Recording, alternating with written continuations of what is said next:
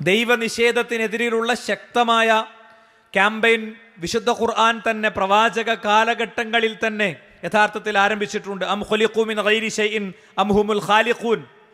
അവർ സ്വയം സൃഷ്ടിക്കപ്പെട്ടതാണോ അല്ല അവർക്കൊരു സൃഷ്ടാവുണ്ടോ എന്ന ചോദ്യത്തിലൂടെ ദൈവത്തെ നിഷേധിക്കുന്നവരോടുള്ള ശക്തമായ ചോദ്യങ്ങൾ ഉന്നയിച്ചുകൊണ്ട് തന്നെയാണ് യഥാർത്ഥത്തിൽ വിശുദ്ധ ഖുർആനിൻ്റെ പ്രബോധനത്തിലെ ഒരു ന്യൂനപക്ഷത്തെ അഡ്രസ്സ് ചെയ്തുകൊണ്ട് ഖുർആൻ ആരംഭിച്ചിട്ടുള്ളത്. സനുരീഹിം ആയാത്തിനാ ഫിൽ ആഫാഖി വഫി അൻഫുസിഹിം ഹത്താ യതബയ്യന ലഹും അന്നഹുൽ ഹഖ്. നിശ്ചയം സത്യങ്ങളെ ബോധ്യപ്പെടുത്തിക്കൊണ്ട് ദിഗന്ധങ്ങളിൽ ചക്രവാളങ്ങളിൽ അതിൻ്റെ രേഖകൾ കാണിച്ചുകൊണ്ട് അത് നാം സ്ഥാപിക്കുക തന്നെ ചെയ്യും എന്നും ഖുർആൻ കൃത്യമായി പറഞ്ഞിട്ടുണ്ട്.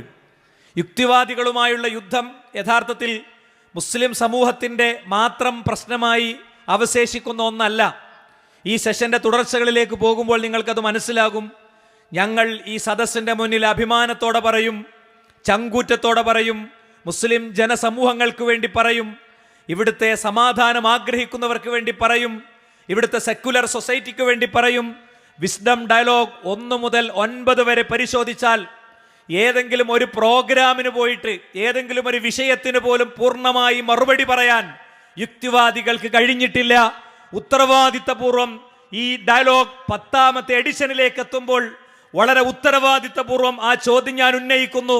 കഴിഞ്ഞ 10 ഡയലോഗുകളിൽ ഒരു ഡയലോഗിന് പോലും പ്രതികരണം അറിയിക്കാൻ എല്ലാ രാത്രികളിലും 2, 3 മണിക്കൂർ 3, 4, 5, 10 ആളുകളിരുന്ന് യൂട്യൂബ് വ്യവസായം നടത്തുമ്പോൾ ഒരൊറ്റ തവണ പോലും ഒരു വീഡിയോ പോലും പ്ലേ ചെയ്തിട്ട് മറുപടി പറയാൻ യഥാർത്ഥത്തിൽ ഇവർക്ക് സാധിക്കാത്ത വിധം മനോഹരമായി ഈ വിഷയങ്ങൾ അവതരിപ്പിക്കാൻ ഈ ദിവസം വരെ നമുക്ക് കഴിഞ്ഞിട്ടുണ്ട്.